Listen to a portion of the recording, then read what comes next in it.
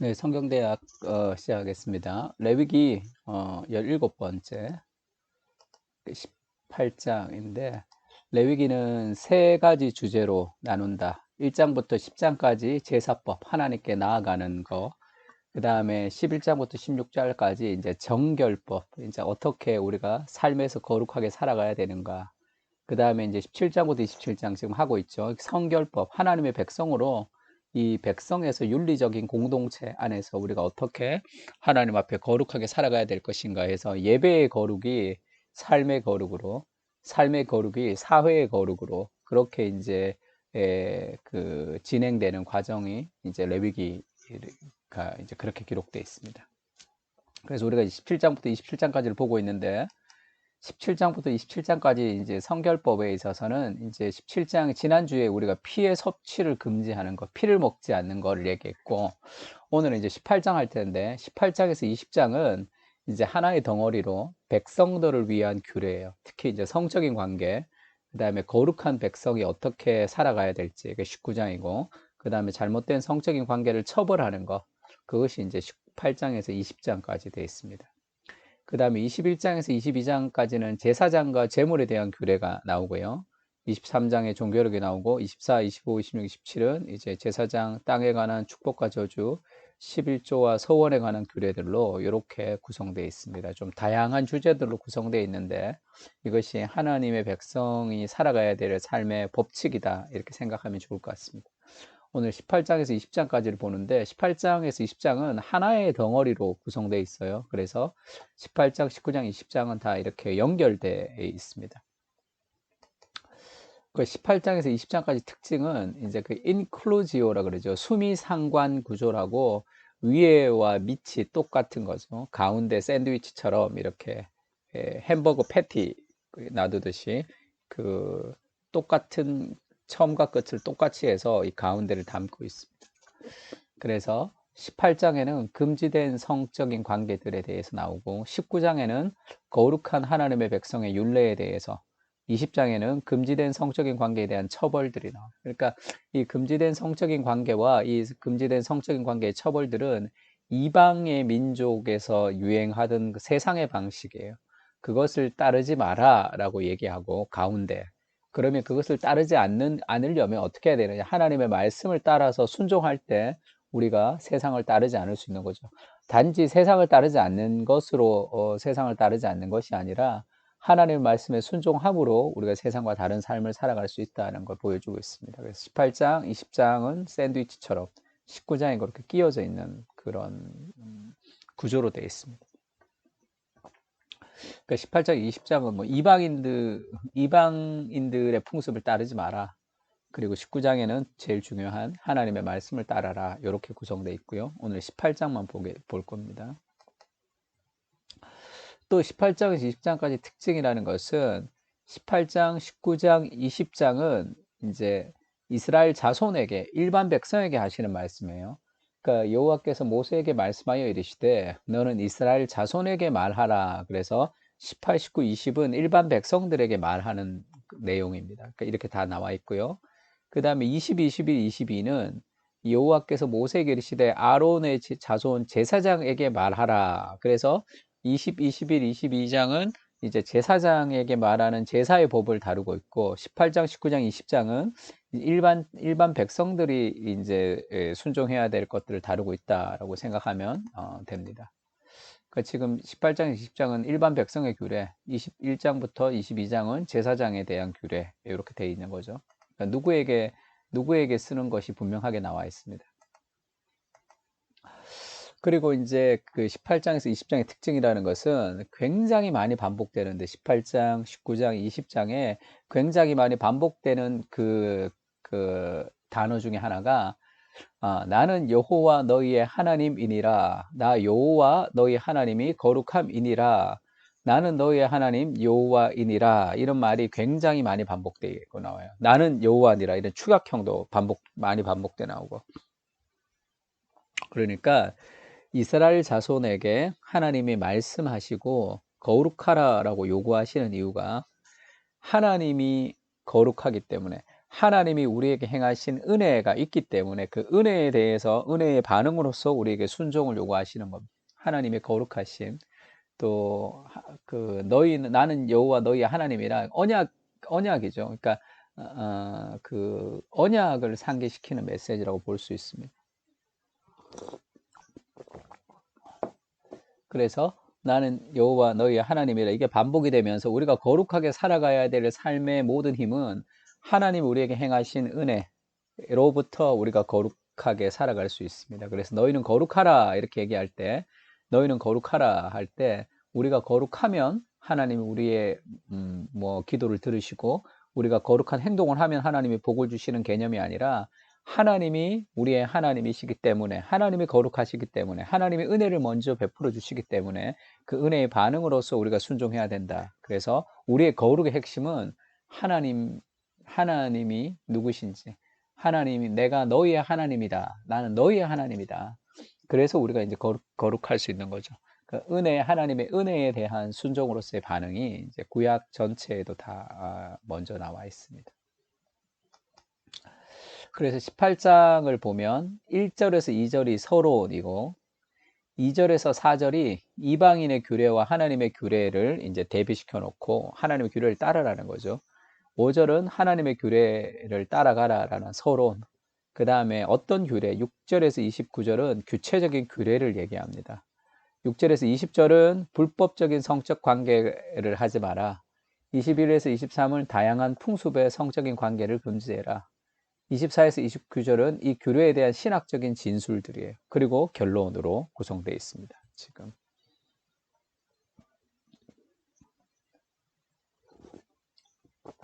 요건 굉장히 중요해요. 요건 그래서 어디서 어디까지가 무슨 내용인지를 좀 알아야 됩니다. 제가 지금 이렇게 옷이 좀 이렇게 거의 그 집에서 잘 때 입는 거 이런 수면 옷 같은 거 입었는데 너무 추워가지고 여기가 그래서 좀 이렇게 좀 컨디션이 좀 좋지 않아서 이렇게 좀 예쁘게 입고 찍어야 되는데 따뜻한 물도 좀 마시면서 편하게 하겠습니다. 자, 이제 그 서론이 8장 1절에서 2절까지가 있고 3, 4절에서 나는 너희의 하나님 여호와니라 이렇게 이제 4절이 시작이 되고 그 다음에 마지막에 30절도 나는 너희 하나님 여호와니라 이렇게 이제 끝나요. 그러니까 나는 너희 하나님 여호와로 시작해서 나는 너희 하나님 여호와로 끝이 나는 구조로 되어 있는 거예요. 이게 요 파트만 해도. 그래서 18장 1, 2절은 서론이고 그 다음에 나는 너희 하나님 여호와니라 시작하고 그 다음에 이렇게 하라.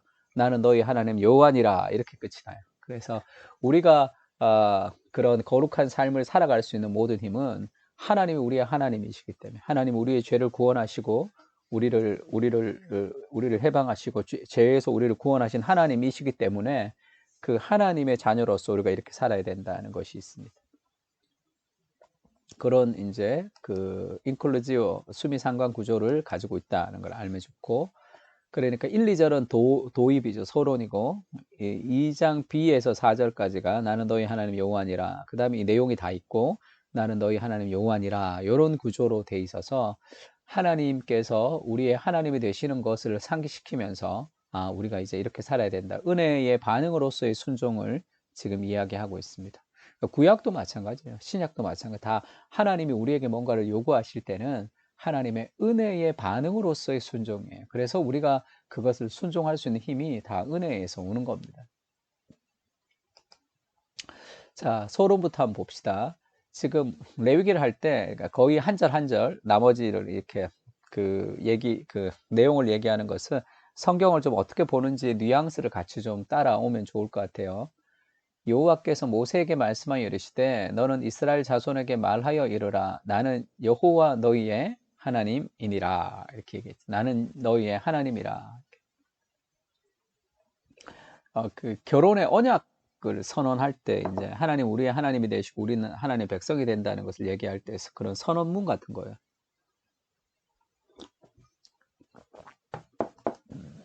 그래서 그렇게 서론을 얘기하고 그 다음에 이방인의 규례와 하나님의 규례를 이렇게 대비시킵니다.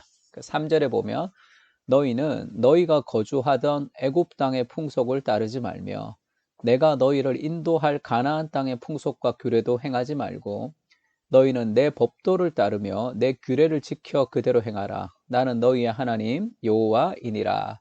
그래서 지금 두 가지를 금지하는데, 첫 번째는 있었던 애굽, 우리가 너희가 거주했던 애굽 땅의 풍속을 따라서는 안 돼요. 그 다음에 새로 들어갈 가나안 땅의 풍속도 따르면 안 돼. 그리고 우리가 있었던 곳의 풍습도 따르지 말고 우리가 들어갈 가나안의 풍습도 따르지 말고, 그러면 어떻게 그거를 따르지 않을 수 있는, 이것도 따르지 않고 이것도 따르지 않으려면 어떻게 해야 되느냐 하면 4절이죠. 너희는 내 법도, 하나님의 법도를 따르며 내 규례, 하나님의 규례를 지켜 그대로 행동하면 행동해라. 나는 너희의 하나님 여호와니라. 그러니까 하나님이 우리의 하나님이 되시고 우리가 하나님의 백성이 된다는 것은 하나님의 통치를 받는다는 뜻이에요. 그러니까 하나님의 통치를 받지 않으면 우리가 가나안의 통치를 받든지 가나안의 풍속을 따르든지 아니면 애굽의 풍속을 따를 수밖에 없습니다. 그래서 성경을 따라 살아가는 것, 하나님의 말씀에 순종하는 것, 그것을 어떤 속박처럼 느낄 때가 있는데 그건 속박이 아니라 자유죠. 그러면 내가 하나님의 말씀을 따르지 않으면 내 마음대로 살아가느냐 하면 그 내 마음대로라는 것은 진공 상태에서 내 마음대로라는 것은 존재하지 않아요. 다 시대의 사조를 따라가는 거예요. 그 시대가 말하는 그 풍속을 따라서 살아가는 것 뿐이에요.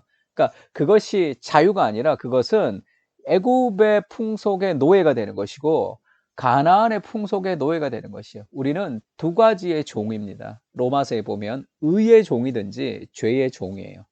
우리가 의의 종노릇하면 그게 속박인 것 같지만 죄에 대해서 자유할 수 있고, 죄의 종노릇하면 자유인 것 같지만 의에 대해서 우리가 다 그 의를 버리고 죄의 종노릇하고 살아가는 거죠. 그래서 우리는 의의 종이냐 죄의 종이냐 둘 중에 하나를 선택할 수 있어요. 그래서 우리가 그 애굽과 가나안의 풍속을 따르지 않으려면, 그러면 우리는 하나님의 법도를 따라 살아가는 적극적인 추구가 있어야지 우리가 그 두 가지 것들을 따르지 않을 수 있습니다. 그래서 그거를 따르라 이렇게 얘기하죠. 그러면 애굽과 가나안의 풍속이 어떤 것인지, 어떤 것을 너희가 계속 따르면 안 되는지를 설명하고 하나님의 말씀을 따르라고 지금 촉구하겠죠. 서론이 있고 그 다음에 이방인 규례와 하나님의 규례를 지금 대비시켰습니다. 신약 성경에서는 이렇게, 이거랑 비슷하겠죠. 너희는 유혹의 욕심을 따라 썩어져가는 구습을 따르는 옛사람을 벗어버리고 예수 그리스도를 믿기 전에 나의 욕망을 벗어버리고 오직 너희의 심령이 새롭게 되어, 우리의 마음이 새롭게 되었죠. 우리의 성향, 디스포지션을 성령께서 바꿔주셨습니다. 구원을 받게 되면 하나님을 따라 의와 진리의 거룩함으로 지으심을 받은 새 사람을 입으라 이렇게 얘기했죠. 우리가 복음을 따라 우리가 새로운 사람, 그러니까 하나님의 진리를 따라서 살아가는 그런 새 사람을 입는, 옛 사람을 벗어버리고 새 사람을 입는 그것을 얘기하고 있습니다. 그래서 이제 그 서론이 있고 이방의 규례와 하나님의 규례를 대비시키고 하나님의 규례를 따라서 풍속을 따르지 마라 얘기하고, 그 다음에 이제 그 규례들이 이제 설명하는 서론으로서 이 18장 5절이에요. 너희는 내 규례와 법도를 지키라. 사람이 이를 행하면 그로 말미암아 살리라. 나는 여호와니라. 지금 이 18절 말씀이 율법에 있어서 그래 핵심과 같은 말을 얘기하는데, 하나님의 말씀을 따르는 것, 하나님의 율법을 따르는 것은 그것이 곧 우리의 생명과 직결되는, 그것이 우리의 그래야 우리가 사는 거예요. 하나님의 말씀을 떠나면 그것은 죽는 거죠. 하나님의 말씀을 떠난 것은 죽는 겁니다. 그래서 하나님의 말씀을 어겨서 안식일을 어기거나 무슨 어길 때 돌로 쳐서 그 마을 사람들이 사형을 집행하는 거죠. 그것은 결국 무엇을 가르쳐 주는 거예요? 하나님의 말씀에 순종하면 우리가 살고 하나님의 말씀에 불순종하면 우리가 죽는, 하나님의 말씀의 순종과 불순종은 우리의 정말로 우리의 생명이 걸려 있는 것으로 지금 그 성경에서 얘기하고 있는 거죠. 우리가 말씀을 읽고 말씀을 묵상하는 것이 정말 우리의 영혼이 달려 있는 문제, 우리의 생명이 달려 있는 문제, 내 영혼이 죽고 사는 문제라고 그것을 좀 심각하게 생각할 필요가 있습니다. 그냥 말씀을 읽고 말씀 묵상하고 말씀을 살아가는 것은 적당한 내 삶에 어떤 도움을 주는 것이 아니라 말씀을 따라 살면 말씀을 따라 순종하면 우리 영혼이 살 것이고 말씀을 따라 살지 못하면 우리는 그 영혼이 죽어버리는 어떤 그런 기준 우리의 그 영혼이 죽고 생과 사를 가르는 기준이 하나님의 말씀이라는 것을 좀 알 필요가 있습니다. 하나님 말씀을 행하면 우리가 산다. 우리 그 인생에서 제일 중요한 건 주의 말씀을 따라 순종하는 거죠. 그러니까 그것이 인생에서 제일 중요한 어떤 키라고 볼 수 있습니다. 그리고 나서 이제 6절부터 20절까지는 이제 구체적인 규례들을 설명해요. 특히 이제 그 성적인 관계. 그러니까 6절부터 18절까지는 근친 삼간을 금지하는 거. 19절에서 20절은 기타 부정한 성관계, 다른 성적인 관계들을 이렇게 그 금지하는 것이 나왔습니다. 왜 주로 이 성적인 관계를 통해서 그것이 이렇게 드러나는가 할 때 지금 이 여기서 나오는 근친상간, 그다음에 기타 부정한 성적인 관계는 기준이 없이 살아가는 그 세상의 문화를 지금 표현하고 있는 거예요. 그러니까 애굽의 문화와 가나안의 문화가 지금 어떻다는 것을 보여주는 거죠. 가나안은 근친상간이 굉장히 유행하던 그런 시대의 문화 속에서 하나님이 그 가나안의 정복을 통해 하나님께서 그 가나안의 하나님의 약속의 나라를 이루시는 거예요. 설명이 좀 길어질 수도 있는데 그러니까 가나안이라는 곳은 굉장히 성적으로 타락한 곳이죠. 성적으로 타락했다는 것은 성만 타락하고 나머지는 다 거룩한 것이 아니라 그 하나님의 말씀을 떠나서 살아가는 삶의 어떤 마지막 단계를 얘기합니다. 그러니까 근친상간이 굉장히 유행했던 그런 그 상황, 그런 문화적인 사조, 그 한가운데 그 더럽고 추한 그 가나안이라는 그 땅 한가운데 하나님이 하나님의 나라를 이루시는 거죠. 가나안 땅에. 제일 더러운 땅에 만드시는 거고. 그러니까 가나안의 정복 전쟁을 하죠. 가나안의 정복 전쟁은 사실 이스라엘의 정복 전쟁만 있는 구원의 어떤 정복 전쟁만을 의미하는 게 아니라 그 당시에 가나안의 문화를 우리가 그 심판하는 그런 심판의 의미도 있습니다. 그러니까 얼마나 부정했으면 그곳에 그러니까 거기에 빠지면 안 되는 거죠. 그러면 그 영혼이 굉장히 심각해지는 거죠. 그래서 그 기준이 없이 살아가는 기준이 없으면 자기가 원하는 대로 행하기 때문에 결국은 그렇게 성적인 타락의 끝까지 갈 수 있는 거예요. 어떤 기준과 윤리도 사라진. 그래서 뭐 입에 담기도 힘든 그런 근친상간의 목록들을 쭉 직계가족, 그 다음에 부모의 친족, 자신의 친족, 부모의 친족의 친족을 이렇게 근친상간, 성적으로 그렇게 범해서는 안 된다고 얘기하는 거죠. 왜 그러냐 하면 이 성이라는 것은 단순히 지금 이게 성이 타락해버려서 그렇죠. 성이라는 것은 결혼 안에 있는 그런 결혼 안에 연합된 귀한 것인데 그것이 지금 결혼의 밖을 넘어서 그게 이제 성의 타락을 의미하는 거죠. 그리고 이제 성의 타락, 근친상간이 이렇게 이 당시에 유행했으니까 더 윤리적으로나 아주 힘든 상황이었죠. 그러니까 지금 이런 그 다양한 관계들에 있어서 그것을 이제 금지하는 거죠. 당시의 문화였습니다. 그래서 각 사람은 자기의 살부치를 가까이 하여 그의 하체를 범하지 말라. 나는 여호와니라. 내 어머니의 하체는 곧 내 아버지의 하체니 너는 범하지 말라. 그는 내 어머니인즉 너는 그의 하체를 범하지 말지니라. 너는 내 아버지의 아내의 하체를 범하지 말라. 이는 내 아버지의 하체니라. 여기서 재밌게 보여주는 게 그 어머니의 하체는 아버지의 하체라고 얘기하는 것이 뭐냐면 이 부부, 결혼이라는 것은 이 하나됨 연합을 이렇게 굉장히 상징하는 거죠. 그래서 이 결혼 안에서 이게 한 몸이죠. 이러므로 남자가 부모를 떠나서 그의 아내와 합하여 둘이 한 몸을 이룰지니라 할 때 그것을 뗄래야 뗄 수 없는 그 완전한 연합을 상징하는 것이 성적인 관계란 말이에요. 그런데 그것을 결혼이라는 완전한 연합을 의미하는 그 성적인 관계를 그것을 결혼 바깥으로 끌고 와서 다양한 관계 속에서 성적으로 관계를 가진다는 것은 그것은 하나님이 만드신 성이라는 것이 왜곡되고 타락됐다는 걸 보여주는 거예요. 그것은 굉장히 치명적이고 심각한 그런 문제를 발생시킵니다. 그래서 지금 그것을 금지하는 거죠. 그것을 금지하고 있습니다.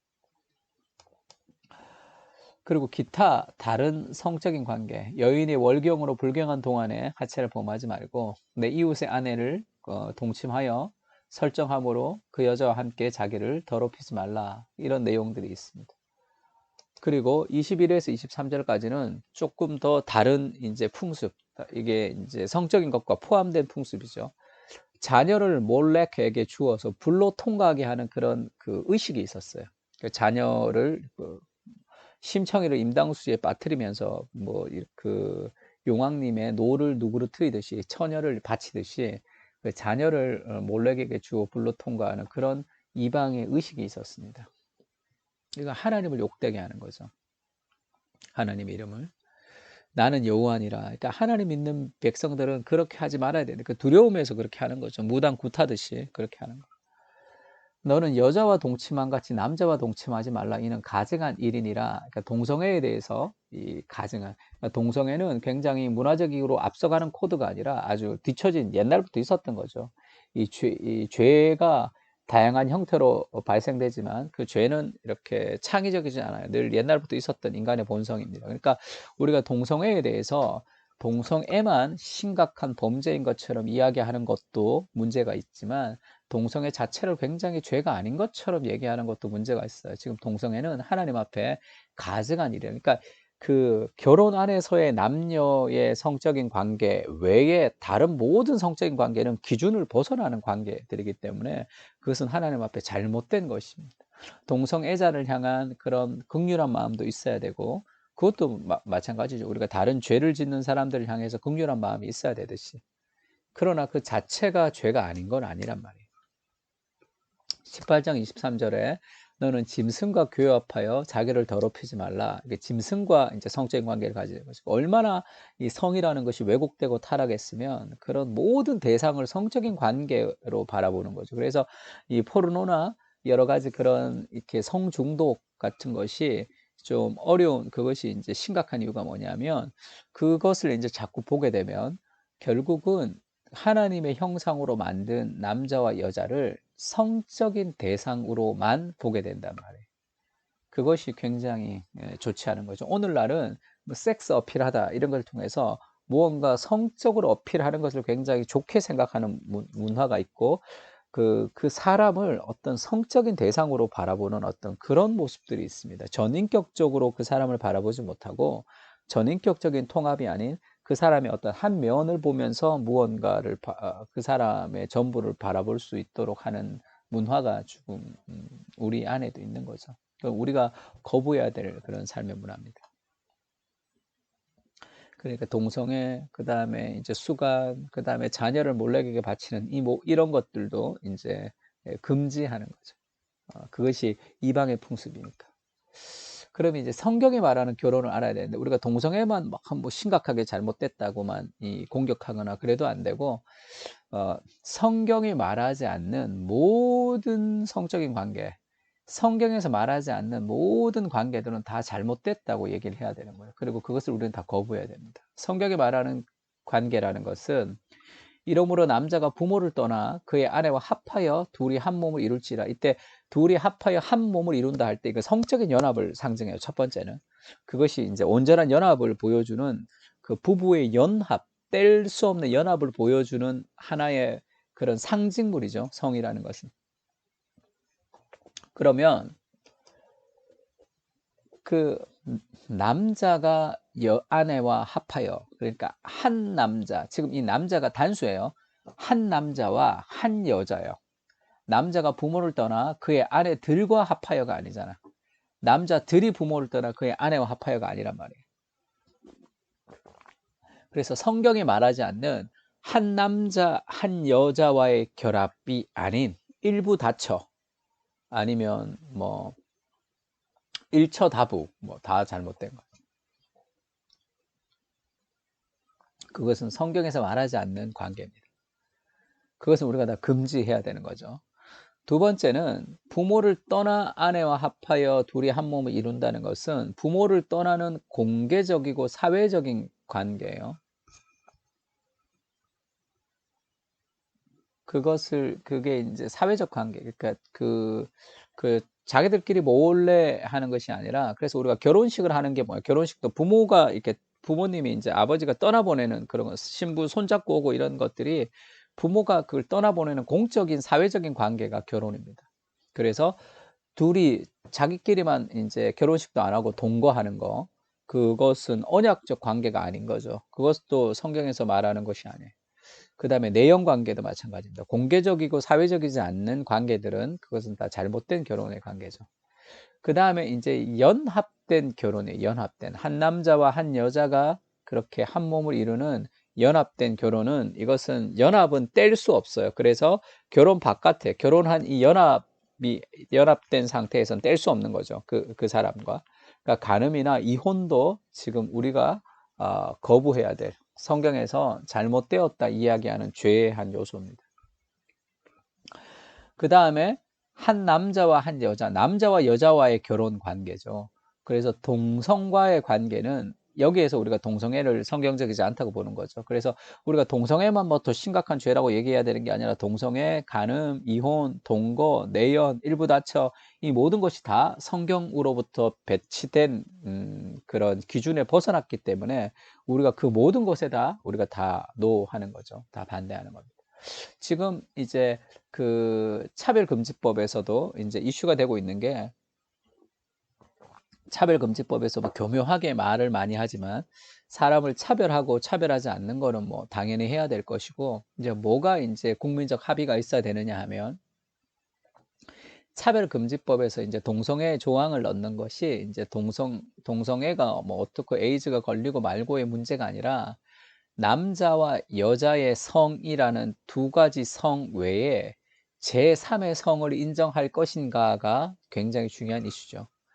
그러니까 지금 이게 남자와 여자의 결혼이 아닌 다른 결혼을 이제 인정을 한다. 남자와 여자와 여자의 결혼을 인정한다는 것은 남녀의 성이 아닌 또 다른 제3의 성으로서의 결혼을 인정하는가라는 문제이기 때문에, 그것은 좀 논란이 있는 문제죠. 굉장히 논란이 있고 법 자체로도 조금 어폐가 있긴 있습니다. 그런 부분들에 있어서. 그래서 조금 더 합리적이고 조금 더 이성적이고 조금 더 명확한 그런 토론들이 좀 필요해요. 지금 이런 상황에 있어서는. 이 모든 것을 다 우리가 금지한다는 거 알아요.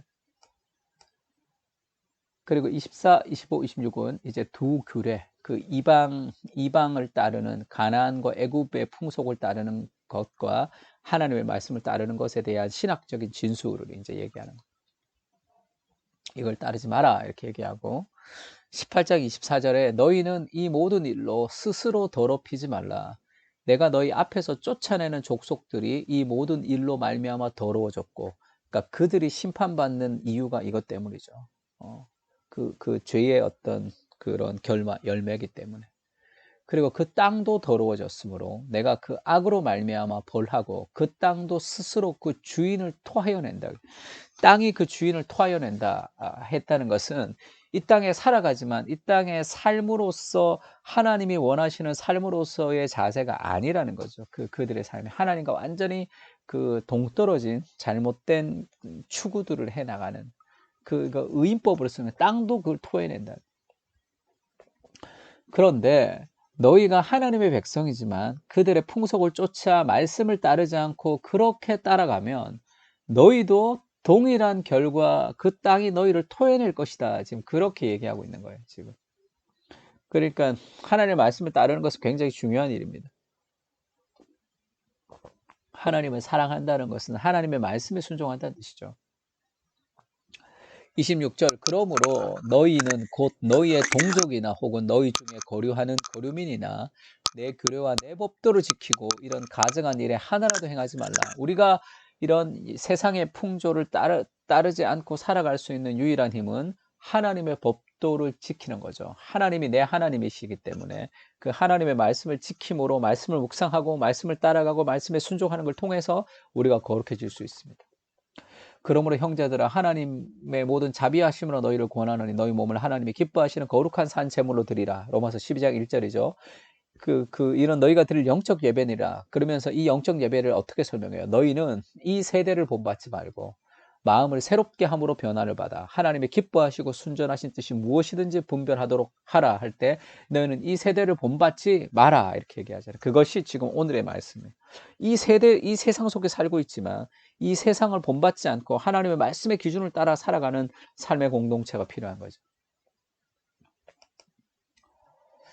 27절에는 너희가 전에 있던 그 땅의 주민이 이 모든 가증한 일을 행하였고 그 땅도 더러워졌느니라. 너희도 더럽히면 그 땅이 너희가 있기 전 주민을 토함같이 너희를 토할까 하노라. 이 가증한 모든 일을 행하는 자는 그 백성 중에서 끊어지리라. 이렇게 얘기했습니다. 심각한 문제죠. 그래서 하나님의 말씀을 따라서 살아가면서 그런 이방의 풍속들을 우리가 이제 순종하지 않는 그런 삶, 하나님의 백성으로서의 새로운 삶, 새로운 공동체, 새로운 문화를 하나님이 만들어 가시는 거죠. 그래서 뭐 포르노 중독이나 여러 가지 성적으로 굉장히 이렇게 문제가 있는 사람들의 삶에 있어서는 그들의 삶의 일상에서 누리는 하나님의 무엇을 누릴 수 없기 때문에 자꾸 그쪽으로 도피하는 거예요. 일상에 스트레스가 있을 때 그것을 우리가 맞닥뜨리고 직면할 수 있는 일상을 살아가낼 수 있는 힘이 없기 때문에 용기가 잘 없기 때문에 그렇게 다른 것들로 이렇게 늘 불안하고 초조하고 두렵죠. 세상에 내가 살아가지 못할 것 같은 그때 다른 것을 자꾸 찾게 되는 거죠. 도박이나 그런 중독들을 좀 찾게 될 때가 있습니다. 성을 추구할 때도 있는 것이고. 그래서 하나님의 말씀을 따라 우리가 살아갈 수 있는 분명한 내 삶의 기준이 있을 때만 우리가 거기에 따라가지 않을 수 있는 거죠.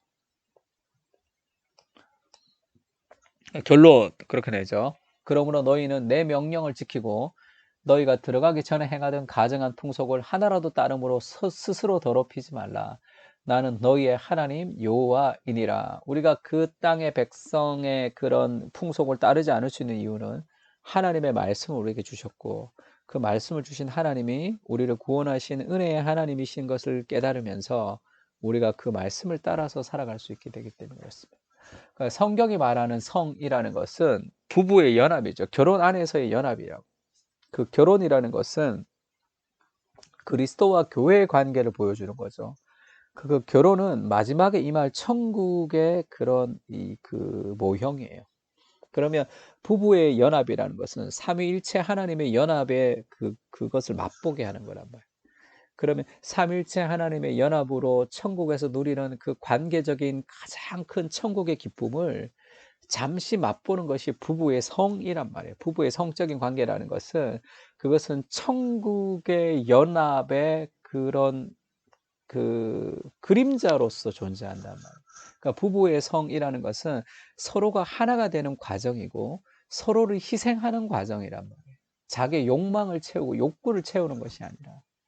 그러니까 어떤 여자나 그렇게 성추행을 통해서 그 욕구를 푼다는 것이 하나님이 만드신 그 천국을 보여주는 그림자로서의 그 부부의 성이라는 그 기쁨의 그 천국에서 누리는 그 천국의 연합의 그 완성된 연합의 그림자란 말이에요. 그게 그러니까 얼마나 왜곡된 거예요, 그게. 그게 얼마나 왜곡된 거예요. 그러니까 성이라는 것은 그 욕망을 풀기 위한 무엇이 아니라 그 욕구를 풀기 위한 무엇이 아니라 그것이 정말로 하나님의 계획하신 성이라는 것이 그 아름다움이라는 것을 볼 필요가 있습니다. 천국에 가면 시집도 가지 않고 장가도 가지 않고 하늘의 천사들과 같을 것이라고 했을 때 천국에는 결혼도 안 한다. 너무 좋다. 원수 같은 남편 부인 안 봐도 된다. 이런 얘기가 아니라 그것은 이 땅의 결혼이 그 궁극적으로 보여주는 온전한 연합 있죠. 그 연합이 배타적인 연합이죠. 그래도 그 사랑이. 그것이 완전히 확장되는 온전한 연합을 얘기하는 거예요. 천국에 결혼이 없다는 것은 결혼이 꿈꾸는 그 완성의 절정을 얘기하는 거지. 그게 모두 관계가 다 그렇게 된다는 거지. 그것이 결혼이라는 제도가 없어진다는 어떤 그런 형태로 생각해서는 안 됩니다. 그러니까 결혼 안에서만 성이 있는 것이고요. 결혼 안에서만 연합이 있는 것이고, 그래서 부부의 성이라는 것은 삼일체 하나님의 연합의 그 기쁨을 이 땅에서 맛보는 그런 그림자로서의 연합이 있다는 걸 알아야 됩니다. 이 아름다운 천국을 보여주는 이 천국의 예고편인 이 그 부부의 연합은 삼위일체 하나님의 연합의 그림자란 말이에요. 그러니 우리가 그것을 그 틀이 아닌 다른 것으로 이 성을 자꾸 이렇게 흘러가게 해서는 안 됩니다. 그래서 뭐 이 포르노를 본다거나 그런 막 성적인 어떤 그런 영상들을 보면서 무언가 내 안의 욕구들을 뭔가 충족시키고자 하는 그런 모든 시도들은 지금 이 시대의 문화죠. 그것이 이 시대의 문화예요. 우리도 그것을 좀 건전하게 지켜갈 필요가 있습니다. 인터넷이 발달되고 지금 그런 게 또 발달되면서 그런 유혹이 우리가 더 많지만 그것을 지킬 수 있는 것은 하나님과의 관계, 하나님과의 그 깊은 연합의 관계, 그리고 고독의 관계. 우리가 이제 고독 속에서 그러니까 집에 가면 TV 같은 거 틀고 영상 자꾸 틀지 말고 좀 책도 보고 기도도 하고 뭐좀 음악 같은 거 좀 틀어놓고 좋은 음악 같은 거 틀어놓고 그렇게 이제 그 생활해도 되잖아. 그래서 이 그 거룩과 순결을 지켜갈 수 있는 애굽의 풍속도 가나안의 풍속도 아닌 하나님의 말씀을 따라 순종하는 거룩한 주의 백성들이 되었으면 좋겠습니다. 나는 너희의 하나님 여호와니라 이렇게 얘기하잖아요. 기도합시다. 죽을 수밖에 없는 우리의 영혼을 건지시고 나는 너희의 하나님 여호와라 말씀하신 하나님, 그 하나님과의 충만한 관계를 우리가 깊이 누리고 하나님을 기뻐함으로 우리의 삶 속에서 여러 가지 세상 앞에 우리가 도전하지 못하고 세상 앞에 당당히 우리가 나서지 못하며 여러 가지 왜곡된 성의 문제, 왜곡된 중독의 문제, 왜곡으로 흘러가는 우리의 삶을 붙드셔서 하나님 앞에 거룩한 주체성이 있는 하나님의 백성이 될 수 있도록 주님 도와주시고 하나님의 은혜 가운데 우리의 삶을 붙들어 주시고 주의 말씀이 우리의 삶의 기준이 될 수 있도록 주여 도와주십시오. 우리는 오늘 무엇을 위해서 살아갑니까? 우리는 오늘 어떻게 살아가야 됩니까? 주의 말씀을 읽고 주의 말씀을 묵상하며 하나님의 말씀에 순종하며 살아가는 우리가 될 수 있도록 주여 도와주시옵소서. 축복하고 모든 말씀을 우리를 거룩하게 하시는 예수 그리스도 이름으로 기도합니다. 아멘. 자, 수고 많으셨습니다.